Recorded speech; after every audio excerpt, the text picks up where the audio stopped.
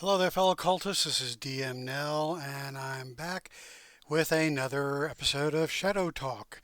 This one is episode 149, and today we're going to be doing a simple combat overview.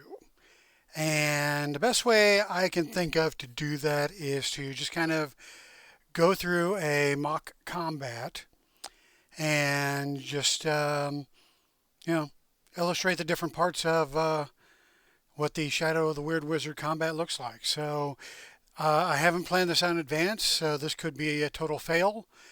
But I really just want to get some basics down here, and maybe we can do a follow-up video at some point that goes into more detail or goes into more combat options. But at any rate, I spent the last 4 videos creating characters, and I'm going to be using those characters in this overview. But before we do that, let's talk about some things that are coming out from, or that have come out from Sotww Entertainment over the last couple weeks or so. And I got to say, there's been a flood of material that's been released. And I think in my last video I said there hadn't been a whole lot come out, and boy, the floodgates opened after that, and stuff just started pouring out. So let's start with what we have listed here in Sotww Entertainment. All right, so we have 3 things listed here. The first one being Drink Deep from the River of My Hate. This is an expert adventure for Weird Wizard. And it says here, in Drink Deep from the River of My Hate, Faith crumbles as mysterious villains rampage across the southern borderlands, forcing desperate people to seek salvation or new gods. Okay, so this is an expert tier adventure. So we've gotten several novice tier adventures, and now I think we have a couple of expert tier adventures. So that is the first item. Second item is Pair the Flesh, an adventure for expert characters for Shadow of the Demon Lord. So let's take a look at that one. Unmask a killer in Pair the Flesh. In Pair the Flesh, the characters have the chance to track down the killer and expose a diabolical conspiracy that festers in the city's darkest corners. This adventure references information from Northern Reach Part 4, though having that supplement is not required. Death stalks the poor folk of Sixton.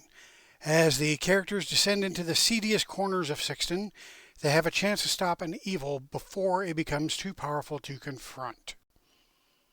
Sounds pretty good. I actually haven't purchased this as of yet. I need to get on top of that, but not at the moment. So going back, that's a Demon Lord adventure. Now we have our third offering, which is another Shadow of the Weird Wizard adventure. This is Haunting of Beggar's Creek, an expert quest for Shadow of the Weird Wizard. People travel Tower's track all the time, either coming from or going to the city of 4 Towers.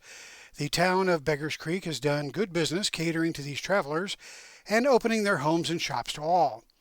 The welcoming atmosphere, however, has withered and died, considering the 4 dead bodies discovered on the road. Since the bodies show no signs of molestation, locals expect some supernatural threat, but lack the means to confront the darkness, casting a shadow over their lands. What does this malevolent entity want? How can the killings be stopped? In Haunting of Beggar's Creek, the characters have a chance to right a terrible wrong and put an angry spirit to rest, but only if they have the courage to face the evil that claims these lands. All right, sounds like an undead villain there, so gotta love that. Okay, so those are the 3 offerings that we see here in the Sotww Entertainment website. Just make sure we're not missing anything. Yep, so you would think that would be it, but that is not it. We actually have more, and for the rest, I'll have to go through to my Drive-Thru RPG page. And we also have Heirs of Aramea. This is a supplement.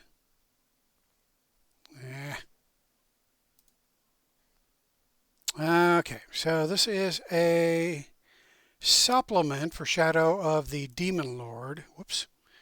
And I'm going to have to, looks like I'm going to have to dig it out of my files here, so bear with me just one moment.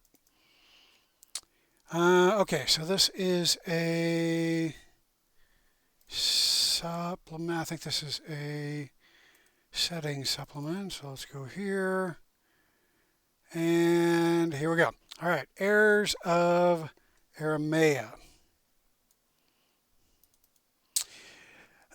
So this is a wicked cult for Shadow of the Demon Lord. The instability caused by a crumbling empire enables fringe religions, dubious ideas, and strangeness to thrive. And old religions resurface in Old Adine, and the faith has shown itself hostile to the cult of the new god and anyone in the province its people decide don't belong. This surging faith's political ambitions threaten to destabilize the entire region. These so-called heirs of Aramea look backward in time, or look backward to a time that never was to shape the present in its distorted image.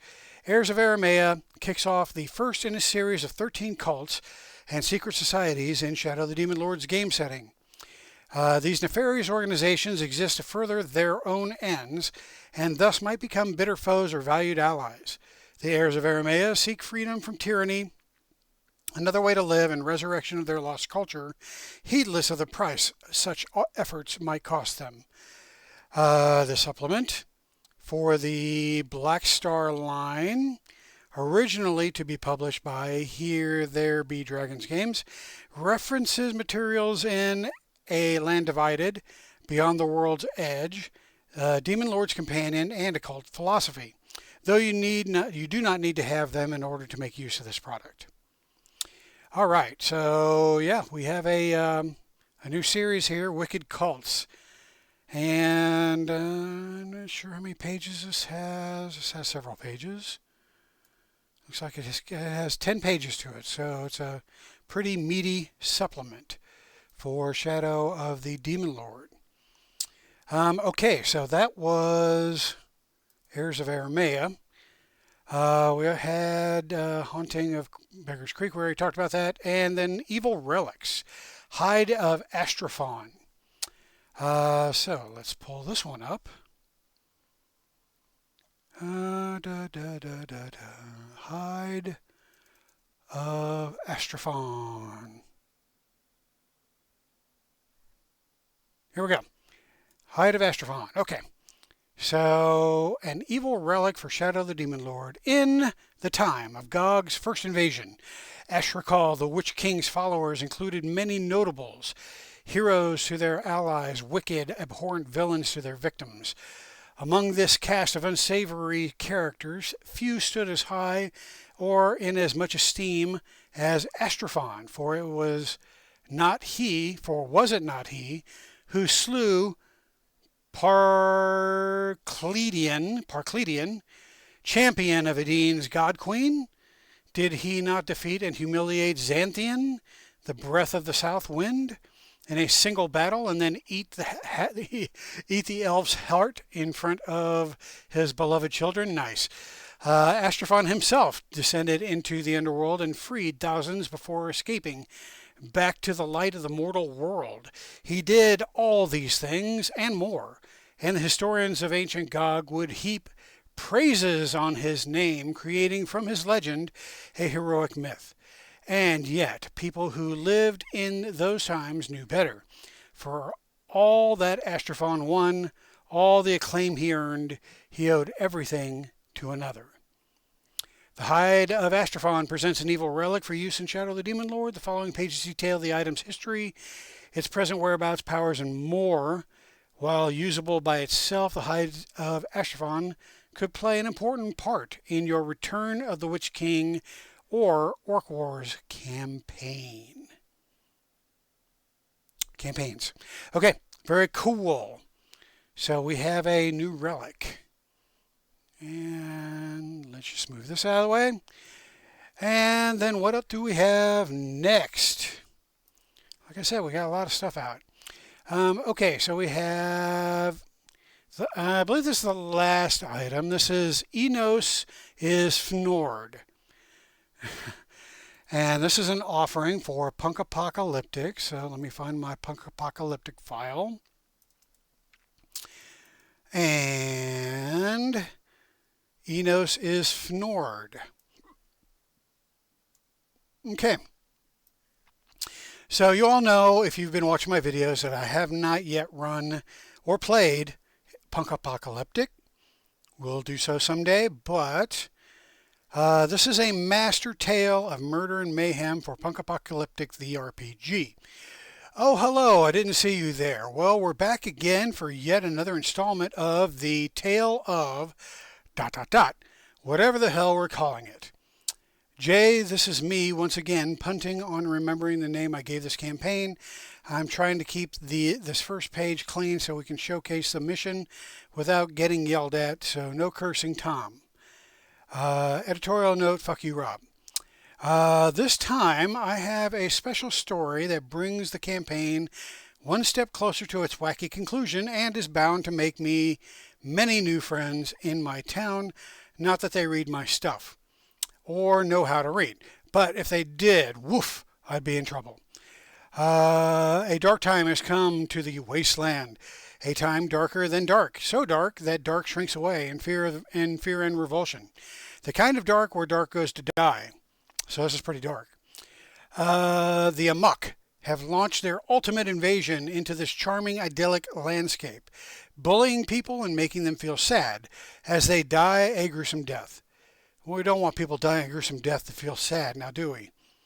Scrapbridge, a feisty little town on the edge of nowhere, learns of a weapon that might give the wasteland a shot against these invaders.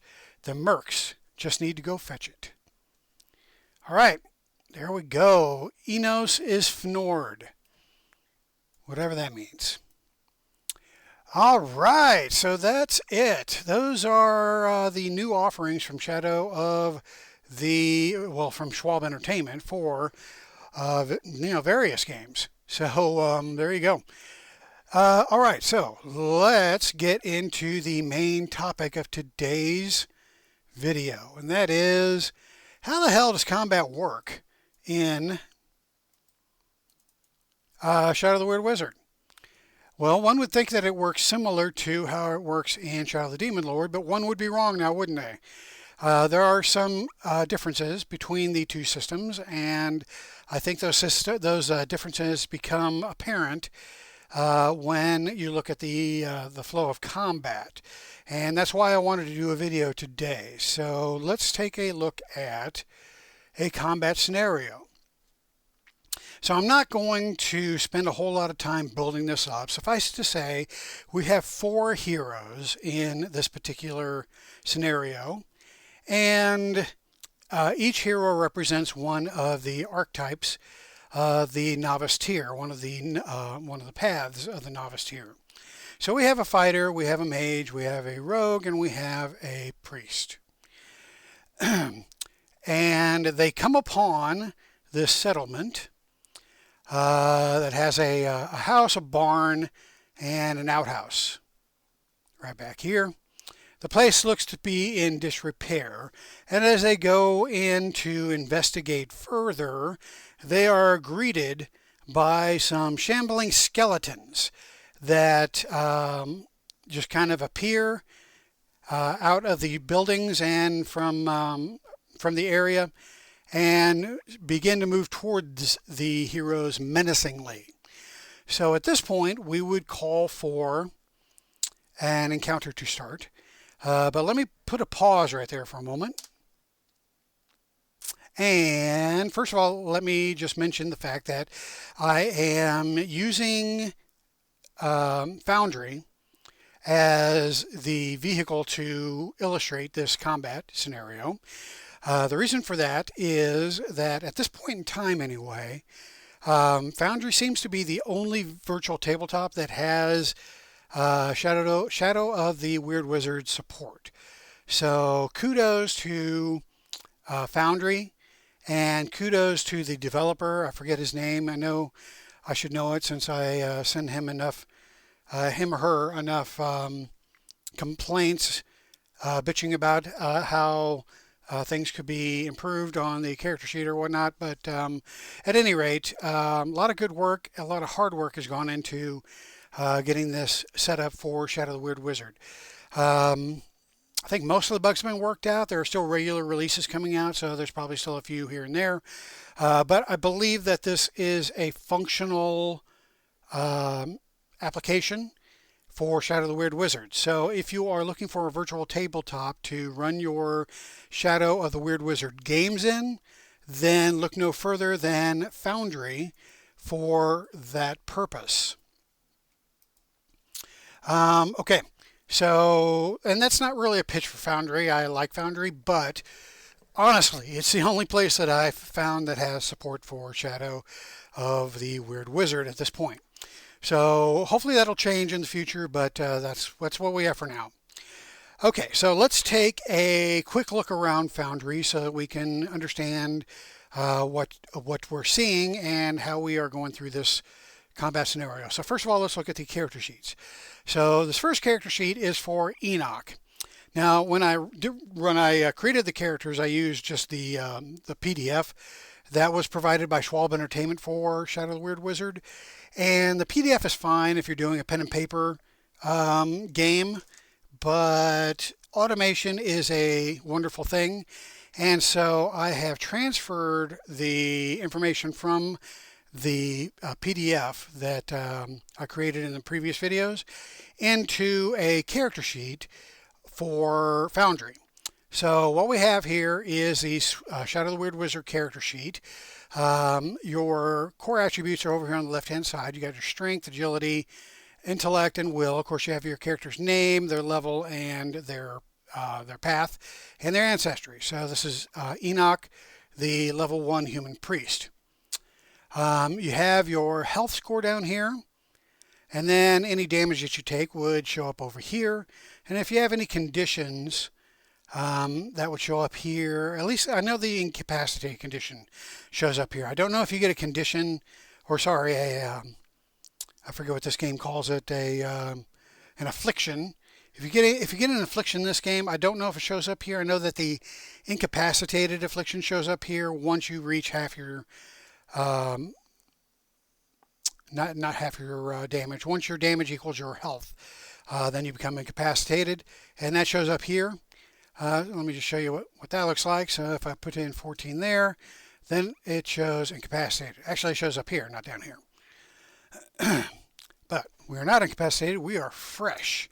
So I'm going to go back to 0 there. That gets rid of incapacitated. You also see the luck button here. So if you ever need to make a luck roll, you just need to click on this button right here. All right, so we also have our defense score. Now, if you hover over the defense score, you can see way up here. I don't know why it's way up there, but it is way up there. The armored defense is 13, and the natural defense is 10. Then we have the size over here. You have the speed over here. And then we have, if there were any bonus damage, it would be listed down here, but a first level human priest does not have any bonus damage. You can also see that if you hover over this, then you get a description bar that pops up up here in the top margin. Okay, we also have some more detail over here. So we have a human level 1, size 1, speed 5, profession. We have the path.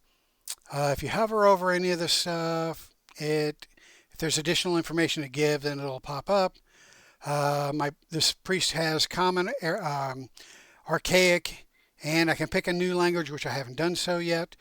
No special senses and no immunities. For attacks, my priest here, Enoch, has a dagger, a club, and a shield that can be used.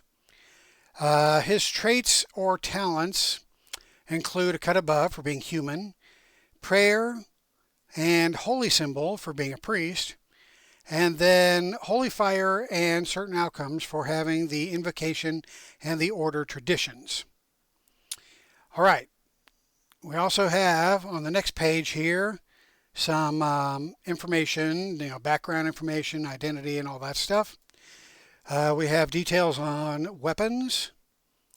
We have details on the traits and talents.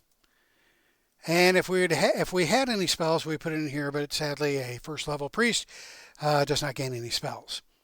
And then the last tab here is for any effects and afflictions that the character may have. Okay, so that's what a character sheet looks like. And I will pop that back out over here.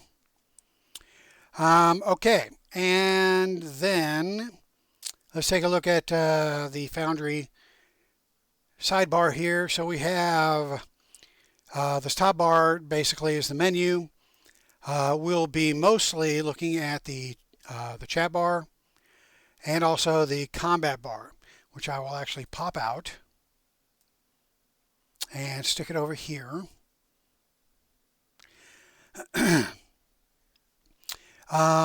And then, of course, we might look at the opponents if I need to drag any more out, which I don't think so. I believe I've already popped them out, but maybe not. So let's go ahead and care for that now. All right, so we have a skeleton. Incidentally, the module here for Shadow of the Weird Wizard does not come with all this stuff. All this stuff you see here, I've actually created myself in the module, utilizing the PDFs for Shadow of the Weird Wizard and Secrets of the Weird Wizard.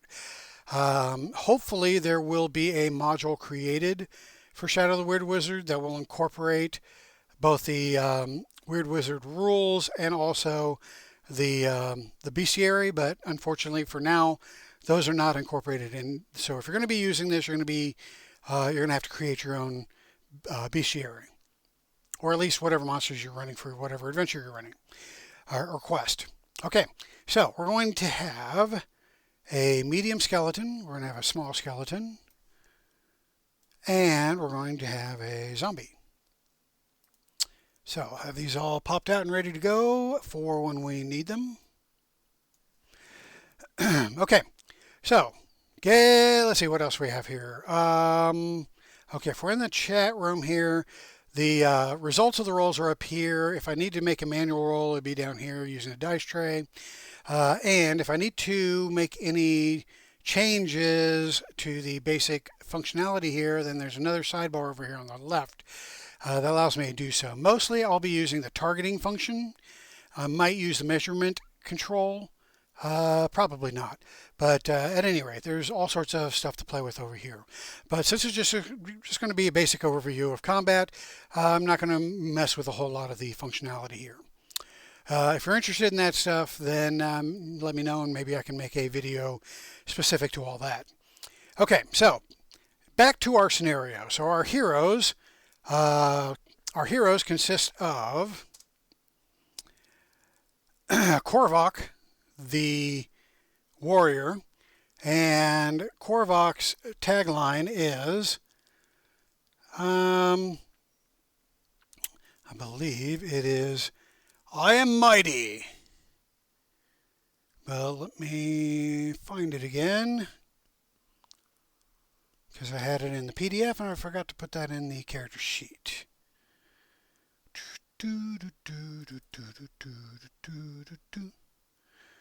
Okay, so here's the character sheet. Yes, I am mighty is his tagline.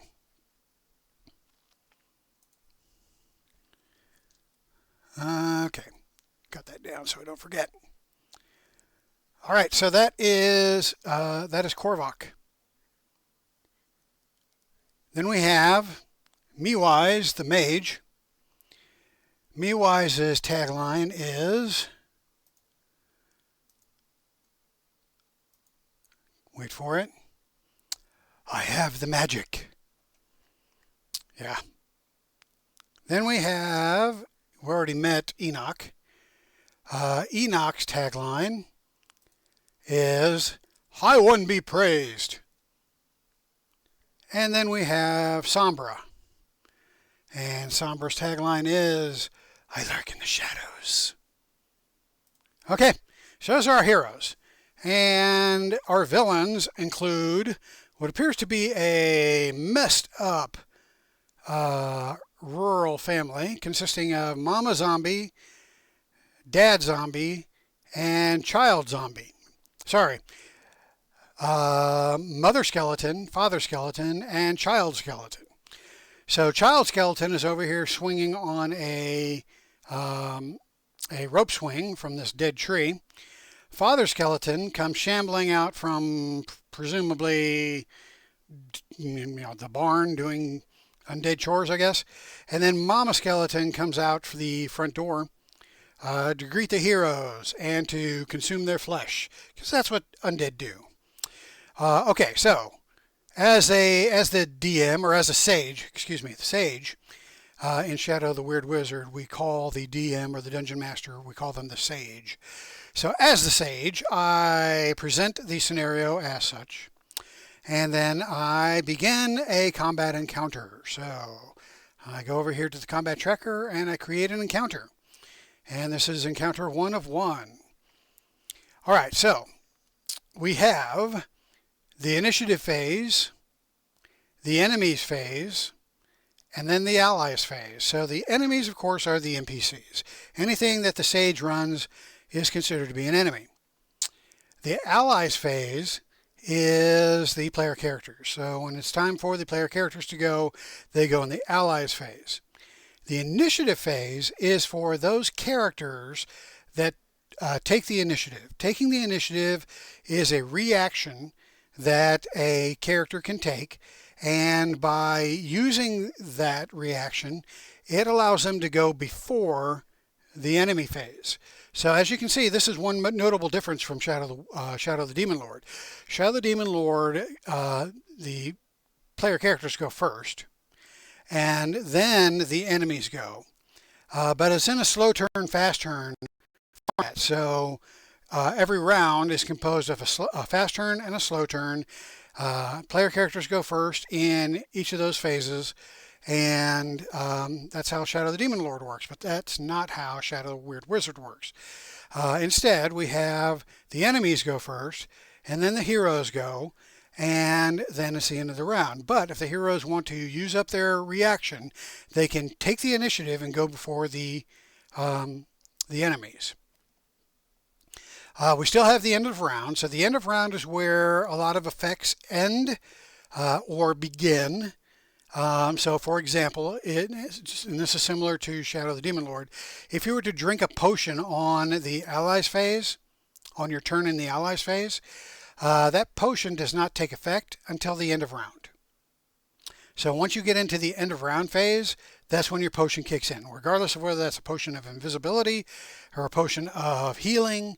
Whatever the case is, it does not take effect until the end of round. Got it?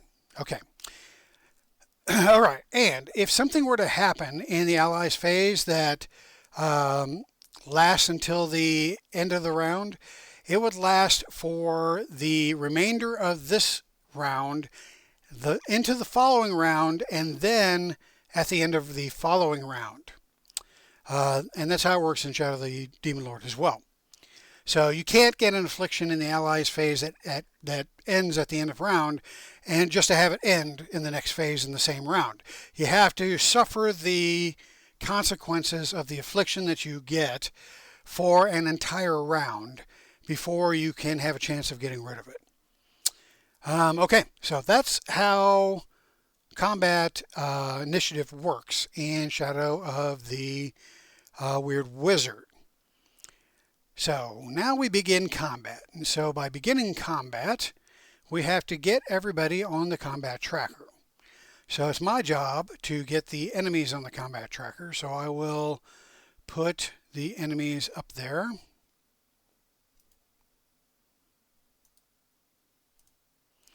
All right, so in the enemy phase, we have an animated medium skeleton, another animated medium skeleton, and then we have an animated small skeleton. So Maw, Paw, and Junior are all up here on the tracker. And if we have time, I might bring out a zombie, but this might be sufficient to illustrate our combat. Okay, so now I got to put our heroes up here. So Korvac goes into the Allies phase. Mewise goes into the Allies phase. Sombra goes into the Allies phase. And Enoch goes into the Allies phase. Okay, so similar to Shadow of the Demon Lord, once we get into the phase, whether it is the enemy phase or the Allies phase, then any of the creatures within that phase can go at any point. So there's some strategizing that can be done here, either by the NPCs or by the heroes. So the heroes, at this point, any of them could say, hey, I want to take the initiative. And by doing so, they use their reaction for the round. So let's talk about actions and reactions. And this is similar to Shadow of the Demon Lord. So the actions and reaction economy is as follows. You have every character and NPC has one action that they can use in a round. They also have a movement that they can use in a round. And then they have a reaction that they can use in a round. So 3 things that can be done in a round. Now, there are various talents and spells and things like that that break those rules, but the core rules are what I just mentioned. Action, movement, reaction. Those are 3 things you can do. So by taking the initiative, that's one of the reaction things that you can do. But that uses your reaction for the round. So that means that later on in the round, if you were wanting to take a free attack on a creature that triggered a free attack, you would not be able to do so because you already used your reaction to take the initiative. So this is one of those things you have to consider prior to actually doing it. So that's what Korvac is going to consider here. He is not going to take the initiative just yet. And neither is anybody else. So we're just going to see how this first round of combat flows before we start doing anything fancy. All right, so that means that the enemies go first. And so we have Mama Skeleton that came out the front door. She's fairly close in starting the combat, so she can run up and she can attack pretty much any of the characters because all of the characters seem to be within her range. Now let's take a look at her stat block here. So she has a movement of 5. So she can move 5 spaces on the grid. And so as you can see, 1, 2 will get her to Korvac. 1, 2 will get her to Mewise. 1, 2, 3, 4 will get her to Enoch, and then 1, 2, 3, 4 will get her to Sombra. So she can get to any of the characters. But of course she has a intelligence of nothing. Is that right? Intelligence of nothing? I believe that's right. Let's do a quick check of the rulebook, shall we?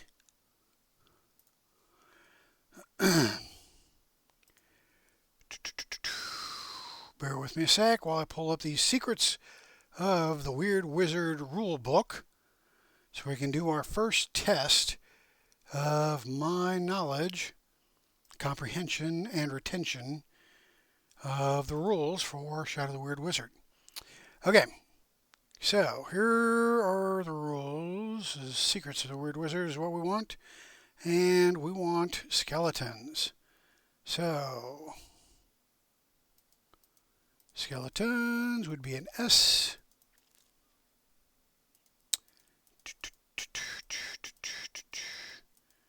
Whoops.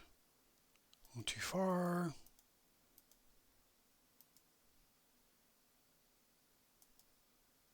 Okay, so skeletons are not under skeletons there. What are they under? Animated. Might be under animated corpse.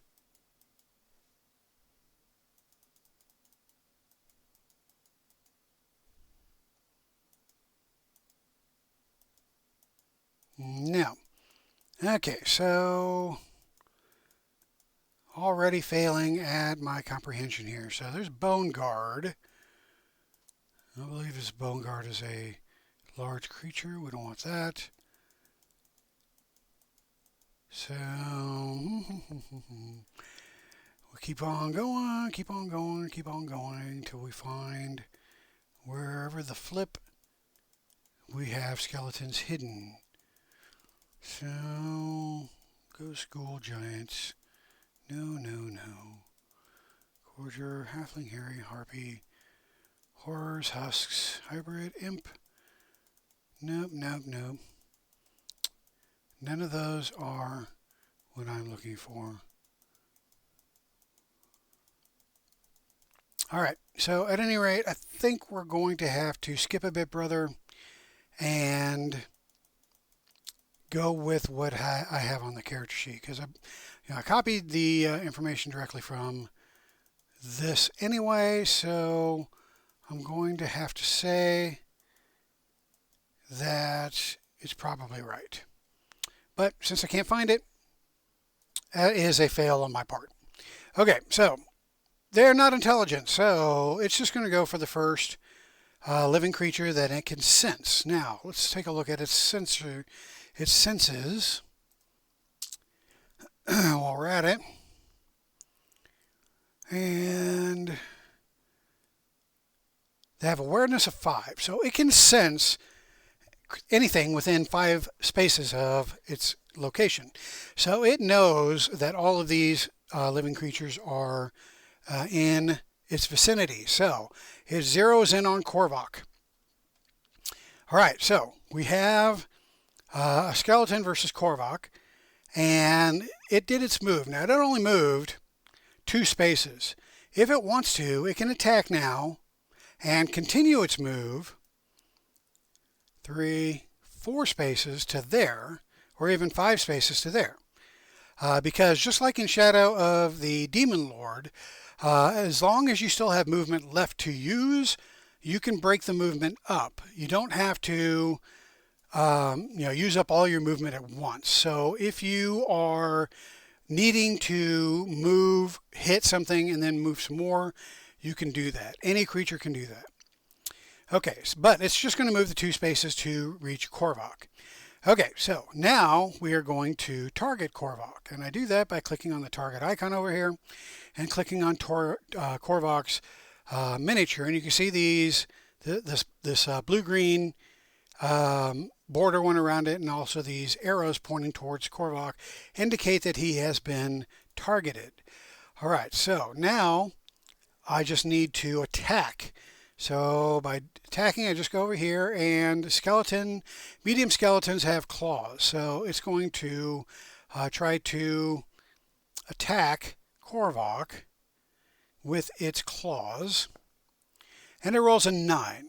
So Korvac's defense is a 14, and that results in a failure. So the skeleton is not able to penetrate Korvac's defenses. And that's a good thing.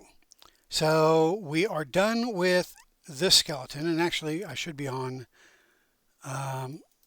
this skeleton here. Do we need to progress? I don't think. Okay.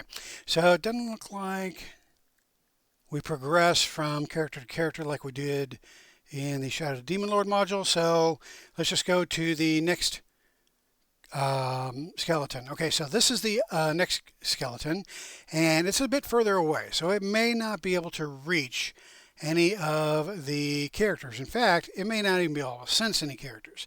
But let's see. Let's find the measurement tool, and we'll measure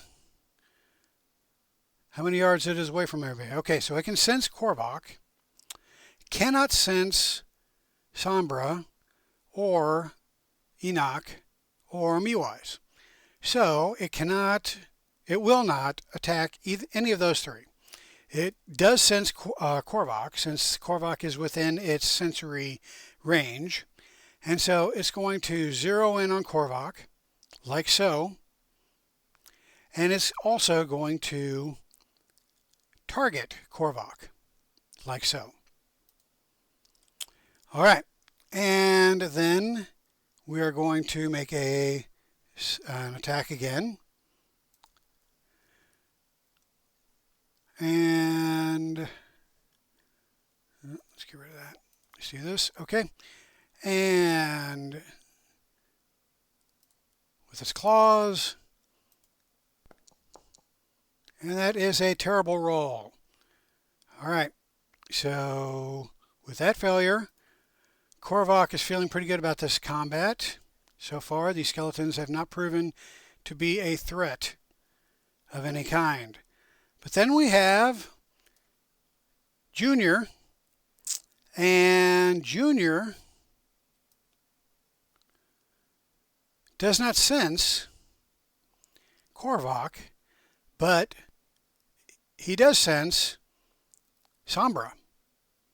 So he's going to jump off his swing, and he's going to go and attack Sombra's leg. So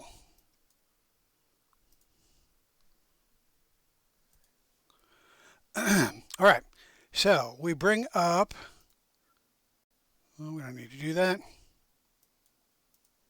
All right, do I know what I'm doing? Not really.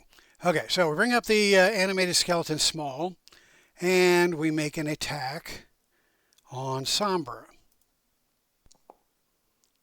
That, my friends, is what you call a critical success. Okay, so critical success. What does that mean in Shadow of the Weird Wizard? Well, let's take a look at the rules and see if we can figure that out.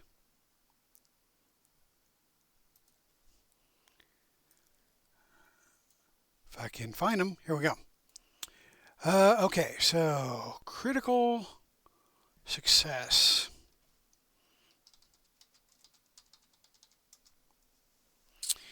All right. Whoops.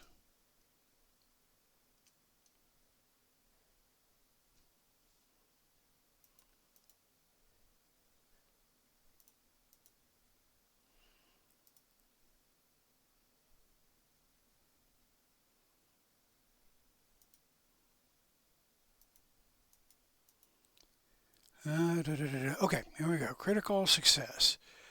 Oh, shoot, that's not it. There's a lot of critical success in this chapter, but nothing that just says critical success. All right, so basically critical success just means that something special happens when the creature attacks. Now, typically, critical success for a character means that something special generally happens with their weapon. But that is not necessarily the case with the creatures. So let's take a quick look at the creatures and see what critical success means for them.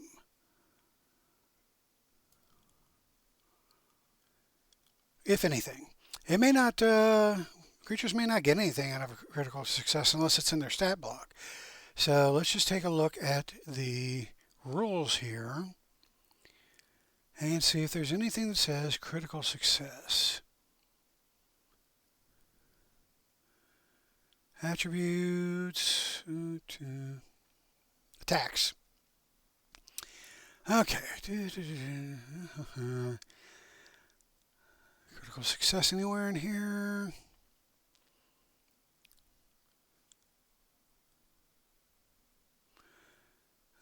Rolls to attack are always made against the target's defense unless it says otherwise.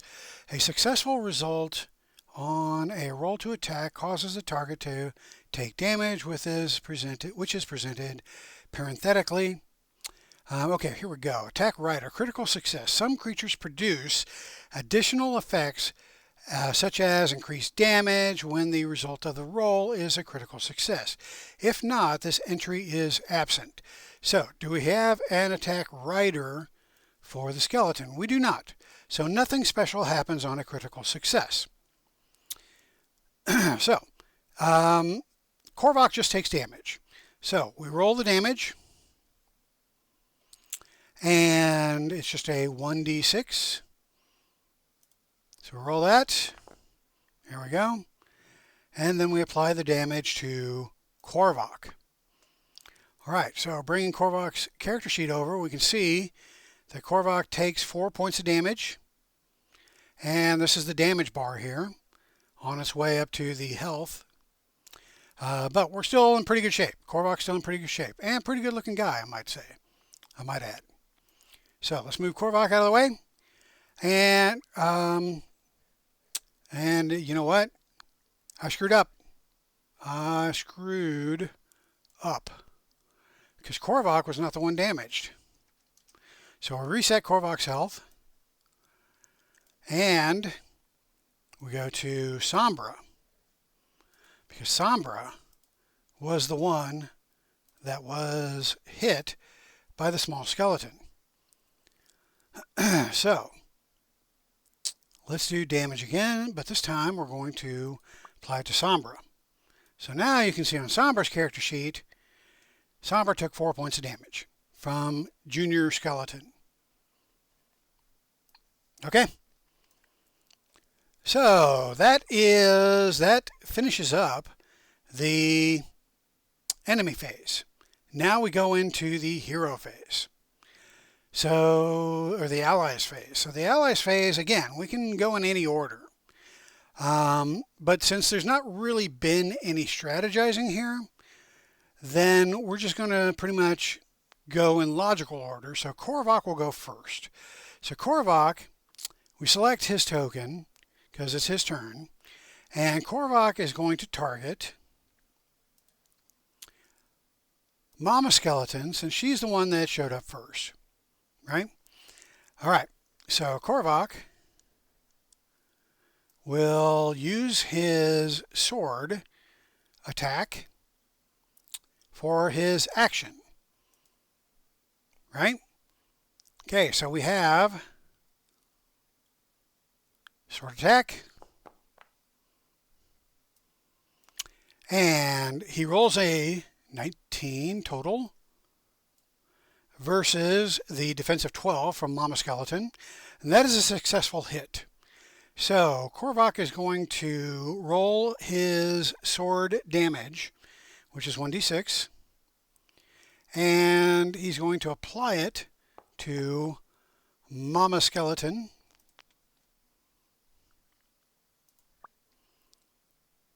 And so you can now see that Mama Skeleton has 4 damage out of a total of 10. All right? Okay, so that is Korvac's action. Now, Korvac still has a move, and Korvac still has a reaction. So he's not going to move, and he doesn't really see any need for a reaction. He has not been damaged, so he really doesn't need to do combat recovery. Let's take a look at character sheet again. Okay, so these are his talents. So for being a fighter, one of his talents is combat training. That's already baked in to his combat rolls. And so let's take a look at that. So if you look at the combat result here, you can see that he actually rolled a 17, but then he had a boon, and that's because of his combat training, which is already baked into the roll. So that was the extra 2 that he got to get to 19, right? His strength is, oh wow. You know what? You know what we didn't do? We are screwing Korvac here because we did not update his stats. He still has 10s. All right, let's do that real quick. Korvac has a 13 strength, 10 agility, 10 intellect, and 10 will. Okay, well, the only thing that really changes is his strength. So that actually would have put him into the, add 3 more to that. That would have been 22, which would have been an even better hit. But that's okay. We got it fixed now, so going forward, Korvac will be at peak fighting strength. So, all right. So Korvac's not going to do anything else. So Korvac's turn is done.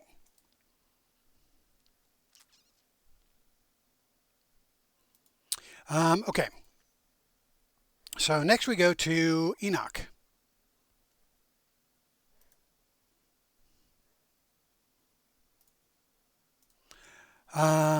Actually, we go to Miwise. So Miwise is right here next to Korvac. He sees that Korvac is being assailed by 2 creatures. So, looking through his repertoire of magic, Miwise,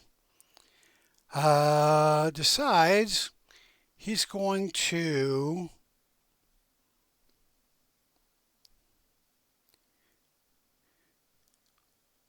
use a word of breaking.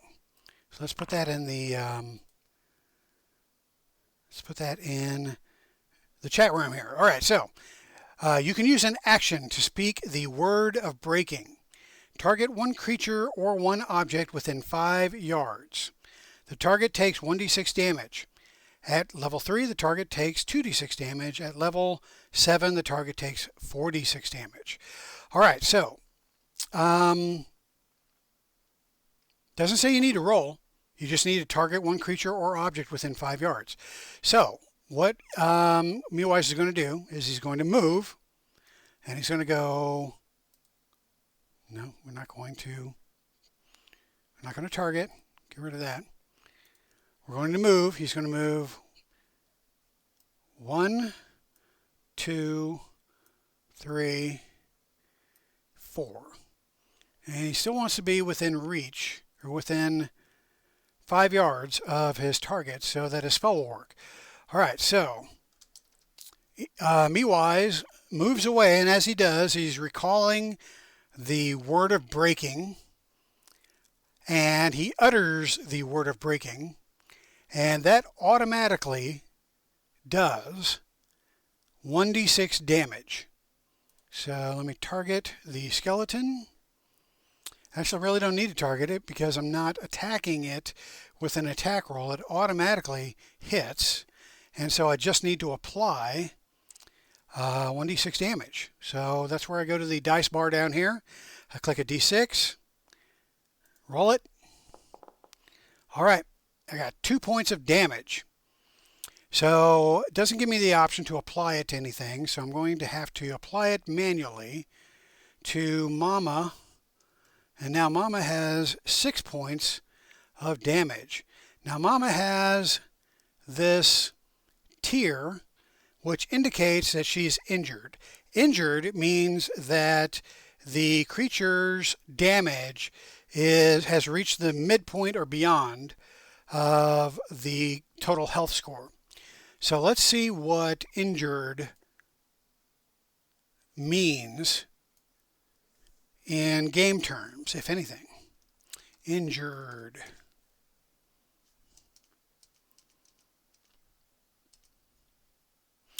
Wrong book.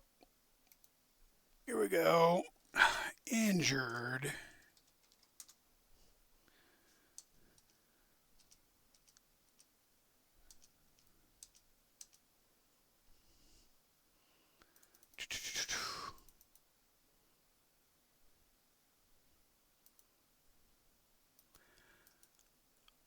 Injured, injured, injured.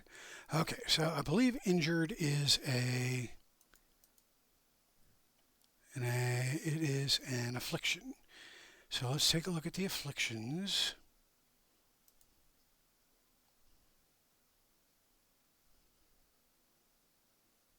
Oh, it is not an affliction. All right, so it must be under combat.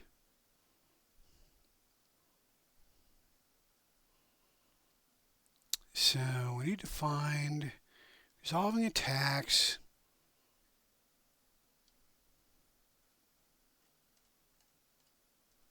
Yeah. All right, so maybe it's under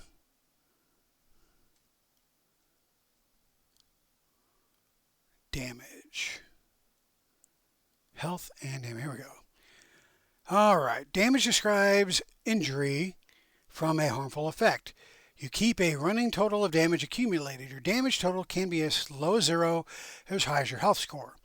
Also, see page 8 for details on halving damage. When you take damage, you add the amount to your damage score. When you heal damage, you subtract the amount of damage. Damage is okay. Injured. Here we go.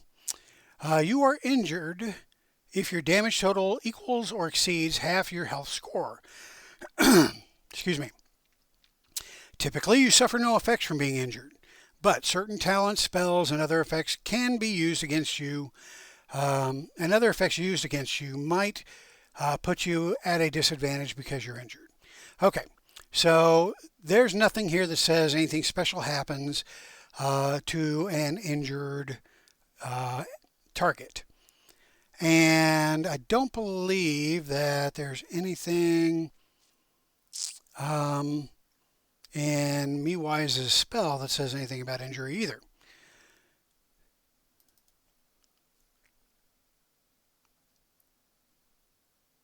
And actually, this isn't a spell. This is a talent. Yeah, it says nothing about injured. Okay, so nothing special happens as a result of the skeleton being injured. Okay, so MeWise has taken an action. MeWise has taken a move. And so the only thing MeWise has left is a reaction, which he doesn't have anything to use it for right now. So it is now Sombra's turn. So Sombra will attack the junior skeleton here.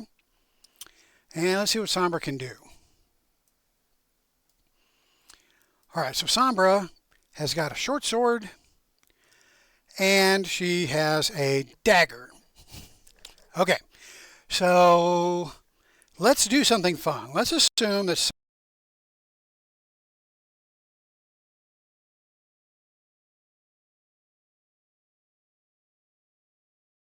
character is using both weapons, but they attack with their primary weapon. And if they hit with that primary weapon, then the secondary weapon damage is applied to the total. However, let's find out if there are any. Let's find out if there are any penalties for attacking with two weapons. So we find the combat section again. Attacking with two weapons. All right, if you wield two weapons, one in each hand, you can attack with either. Alternatively, if one weapon can be wielded in an offhand grip, which a dagger can, you can attack with both weapons at the same time. You resolve the attack using the weapon you wield in your main hand. If the roll results in success, add the offhand weapon's damage as extra damage for the attack. Then apply bonus damage, if any. For example, say you're rogue, that's what we have here, wields a sword in one hand and a dagger in the other. You attack. If you get a success, your attack deals 3d6 damage, 2d6 from the sword and 1d6 from the dagger, plus any bonus damage you have available. Okay. So, actually, Sombra already went. Man, I am not keeping these guys straight. We are on Enoch.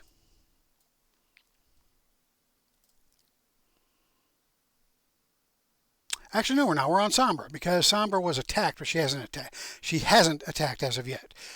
Oh boy, should I have done this video today? No, I should not have. Okay, so Sombra is going to attack with her short sword, and she's going to target Junior. So she's going to target Junior. Need to make sure that she's selected. And then we're going to attack with the short sword.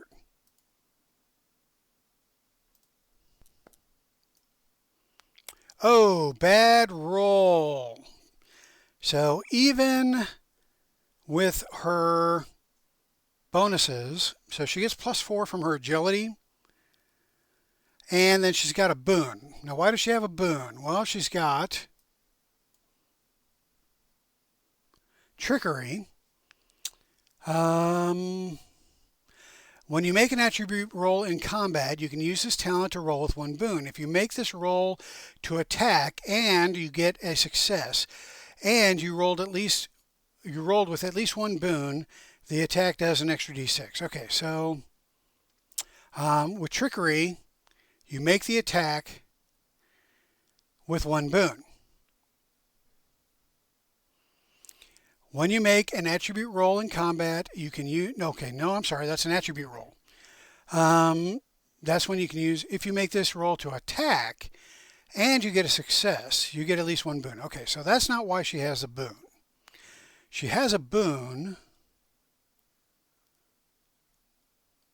right there for some other reason. It's not trickery. Is it cunning dodge? Whenever you use dodge, it's not dodge. Yeah, interesting. So I'm going to have to figure out why she's got a boon with her short sword attack. Maybe it's a short sword itself. So let's take a look at the short sword. All right, so we find the weapons. Where's equipment? Let's find equipment. Equipment, here we go. Weapons. Weapons. Melee or ranged. Okay.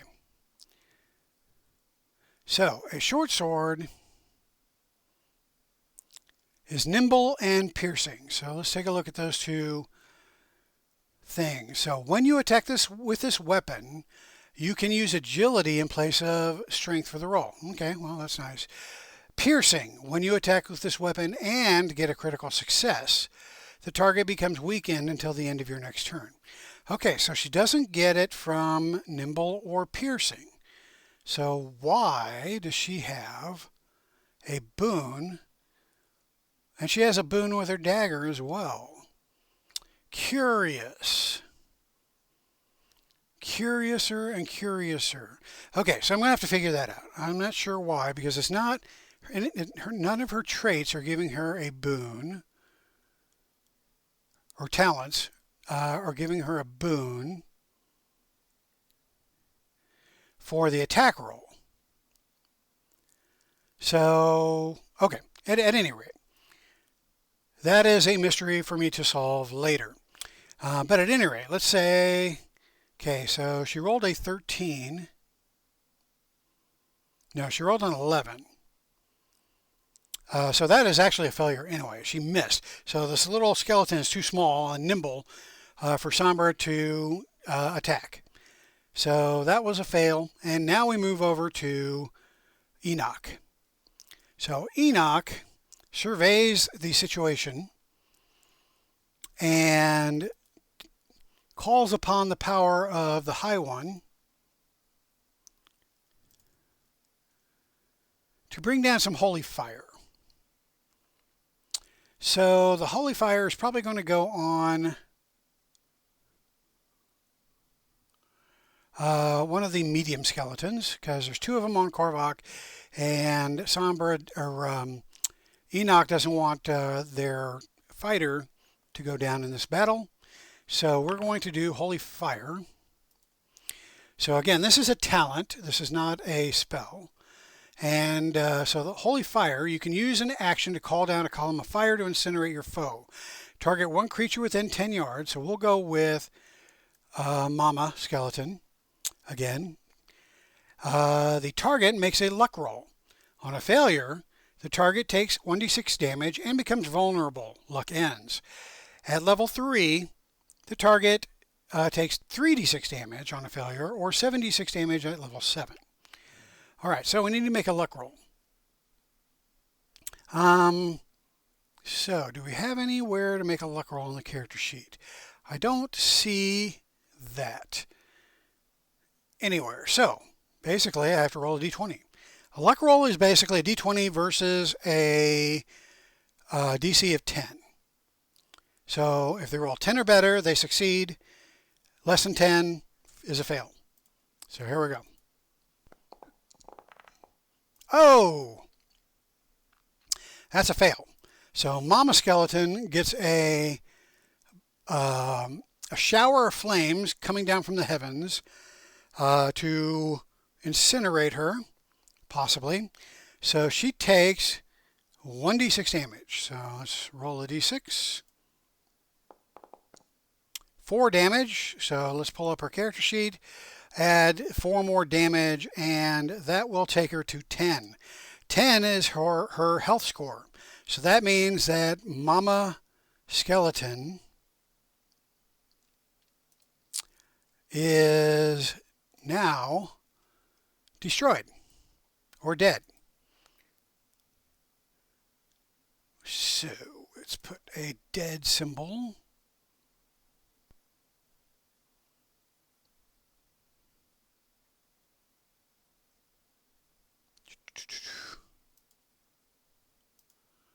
I wonder why there's a stun symbol down there. I don't know. All right.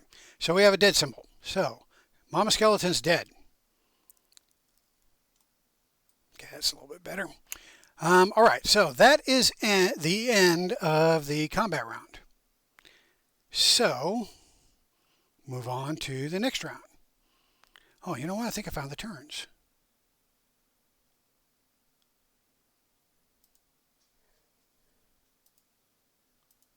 Ta-da! Okay.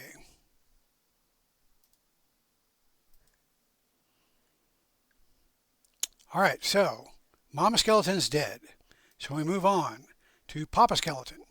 Papa Skeleton, still on Korvac, is going to continue his assault. So he is going to target Korvac, like so, and he's going to claw him. Oh, that is a critical success against Korvac. So we roll the damage. 2d6. It's quite a bit for a claw. And then we apply it to Korvac. All of a sudden, Korvac's not feeling so good. He is now injured. So, luckily, that attack doesn't do anything on an injury. So Korvac is still fully capable of defending himself and fighting. So that is Papa Skeleton's turn. Move on to... Oh, we skipped Baby Skeleton for some reason.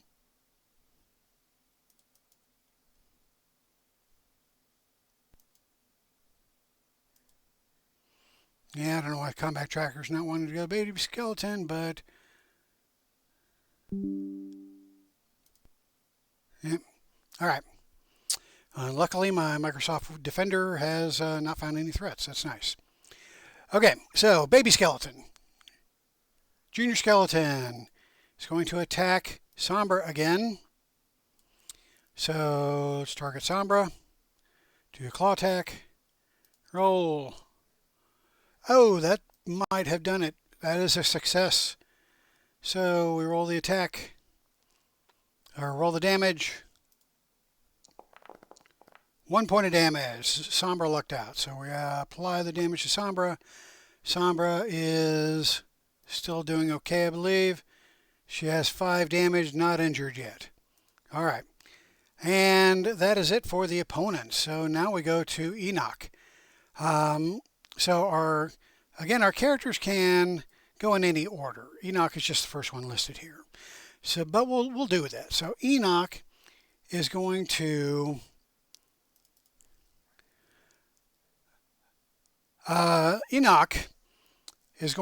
thank the High One, praise the High One.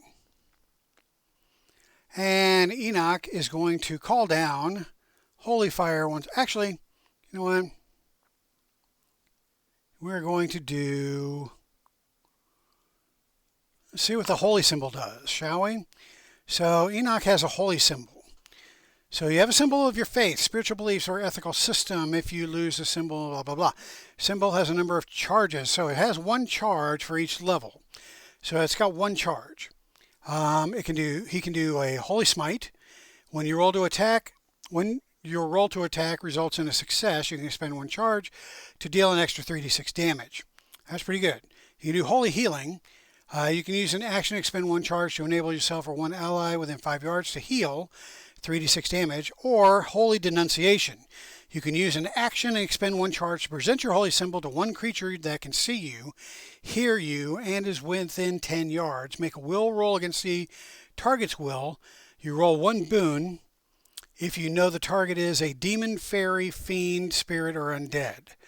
On a success, the target becomes held. Luck ends. Okay, so he's going to choose to do Holy Healing on Korvac. Okay, so Korvac is within 5 yards. So Korvac gets to heal 3d6 damage. So we roll the 3d6, and that is 13. So Korvac is not being targeted. Korvac gets 13 points back, and since he's only down 9, that basically reduces his damage down to 0. And Korvac is back to maximum health. Actually, his health has not been affected, but his damage has been reduced to 0. So Korvac is feeling good. That was Enoch's turn. So then we go to Mewise. Mewise is going to... I think this time he's going to cast a spell.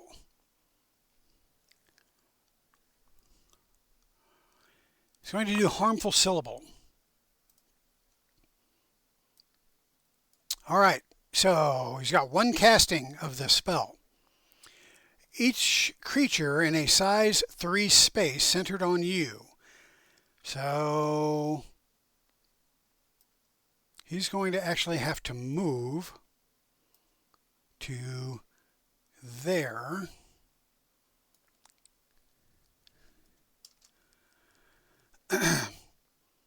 Okay, so each creature in a size 3 space centered on you, if you whisper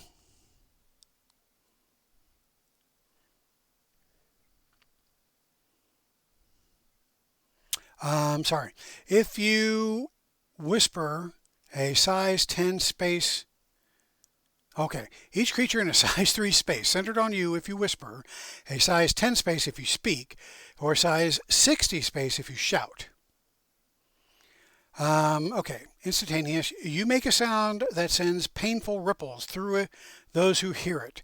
A target takes 1d6 damage if you whisper, 2d6 damage if you speak, or 3d6 damage if you shout. So he's only going to whisper.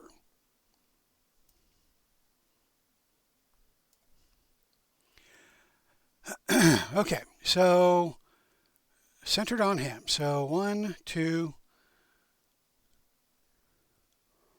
Actually, I think we're going to need to draw this out. So size 3.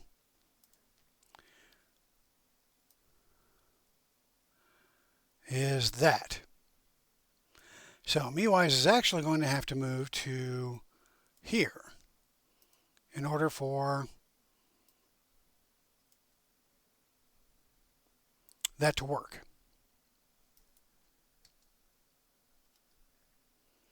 Right? Okay. So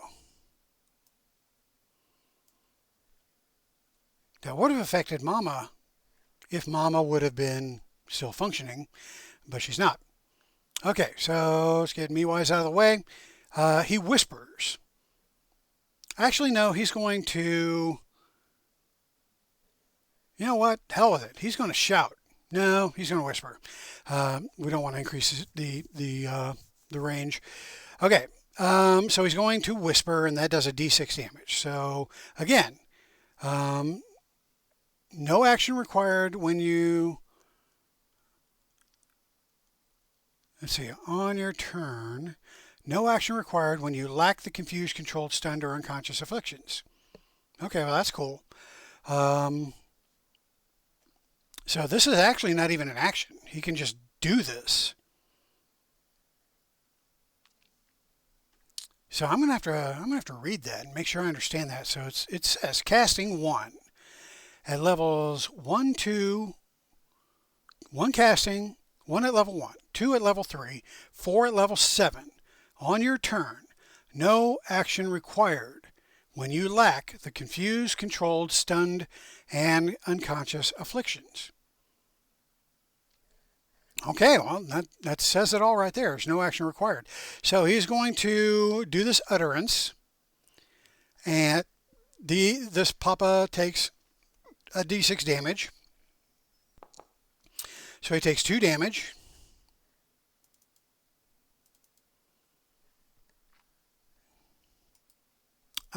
Okay. Oh, duh. There we go. So he has been undamaged so far, so he will take 2 damage, like so. And then, since that took no action, MeWise is going to cast another spell. And he's going to cast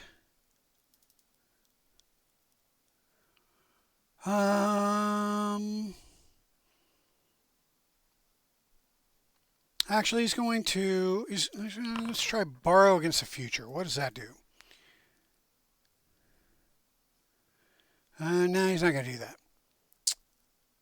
Let's get rid of that. He's going to cast another spell.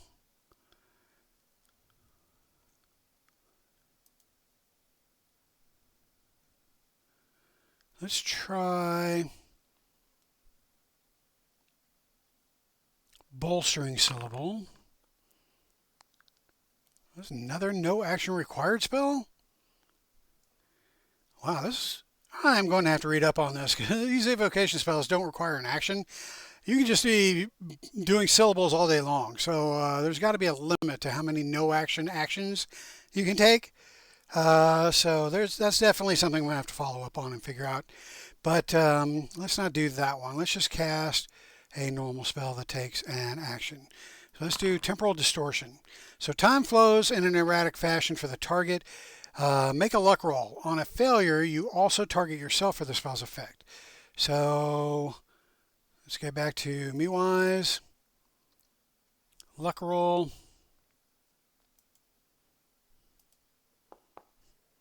And we succeeded, so it does not affect MeWise. The target emits dim light and becomes agility impaired and vulnerable. Luck ends. Until the affliction ends, the target can use an action or a move on each of its turns, but not both. Okay. So, agility impaired and vulnerable. But this is an undead. So can undead be agility impaired or vulnerable? Well, I don't see any immunities. I may have forgotten to write them down, but let's just go with what I have here. So he can only take an action or a move, not both. All right, so that's MeWise's turn. So let's move on to Sombra. Nope, let's move on to Sombra. Sombra is going to attack Baby Skeleton. And so let's target Baby Skeleton. Let's target Baby Skeleton. Sombra is going to... Now I'm going to have to negate that, that boon because I don't think she's supposed to have it. So she rolls a success with a 19. 4 of that is because of the boon, so that would be a 15. It's still good enough to hit. So we're going to apply damage to Baby Skeleton. And this might be the first damage Baby Skeleton takes. Yep. So Baby Skeleton is down to 6 damage. Or has 6 damage now, up to 6 damage. All right, and then Sombra will pass it over to Enoch. So what's Enoch going to do this time? Enoch is going to He's going to come over here. 1, 2, 3. And he's going to target baby skeleton. So he's done his move. Then he's going to use his holy symbol again to holy smite. When you roll to attack, results in a success. You can expend 1 charge. Can't do that. Already used our charge for today. So can't use holy symbol on this attack. That's sad. So let's see what else he can do. He can do holy fire, or he can just hit him. So he's feeling feisty. So Enoch is just going to hit baby skeleton with his club.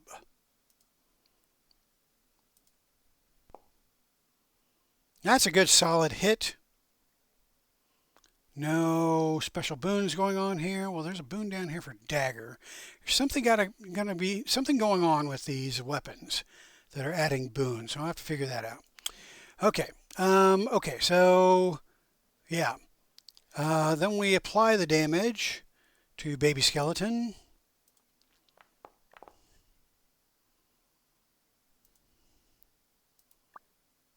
And now baby skeleton is destroyed. So let's put a marker on him. All right, 1 skeleton remaining. But that's it for our hero. So it looks like it is the next round. And Mama Skeleton is gone. Let's just get rid of her. Baby Skeleton's gone. Let's get rid of him. So that just leaves Papa Skeleton. Papa Skeleton is going to continue to attack Korvac. So we're going to target Korvac. We're going to attack Korvac. And we're going to miss Korvac. That is the end of the enemy phase. So now Korvac is going to go first this round and hopefully dispatch with this undead creature.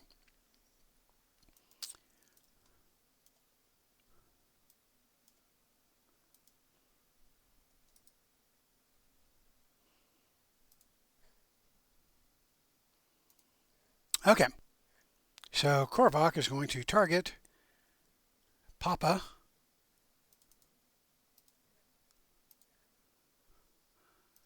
He's going to attack with sword.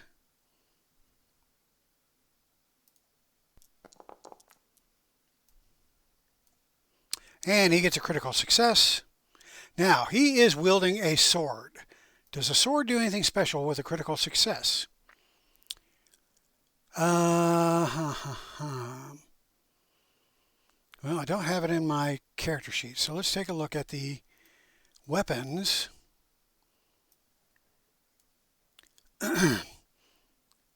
Okay, so a sword is a slashing weapon. So let's take a look at slashing. When you attack with this weapon and get a critical success, which we just did, the target takes an extra 1d6 damage. Okay, so let's roll damage. Let's see if it's baked into the character sheet, or into this character sheet. I don't think it is.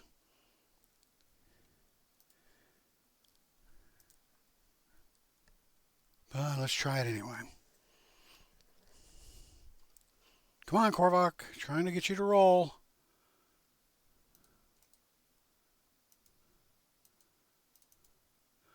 Okay, well, that automation is not working. See, I said automation is a wonderful thing until it's not. This is one of those situations where it's not.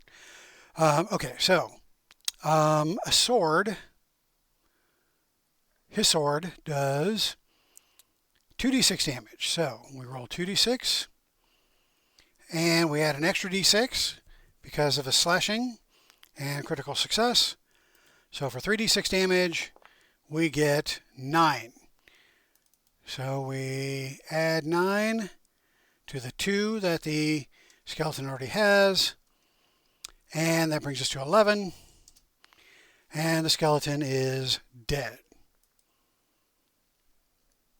Okay, and with the final combatant dead, this combat is now officially over. So I can end the combat.